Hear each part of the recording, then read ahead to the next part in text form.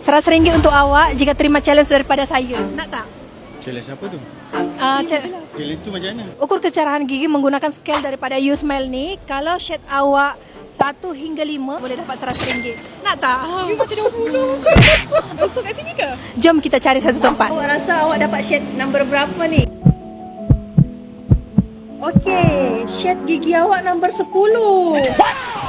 Number 5. Number 9 shade gigi dia. Teruknya gigi. Malunya.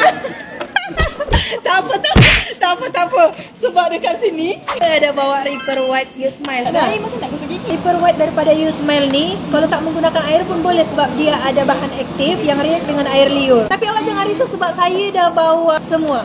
Tahu tak Reaper White ni, kalau kita kerap guna selama 7 hari, kita boleh nampak perubahan 4 shade lebih improve daripada semula. Okey. Gosok je. Bersihkan gigi. Ubat gigi ni juga tak menghakis gigi tau sebab guna teknologi F-Cap dan no water formulation. Freshnya rasa dia. Lepas guna Reaper White daripada YouSmile ni, awak dapat shade berapa? Number 8. Number 8 betul. Awak tengok.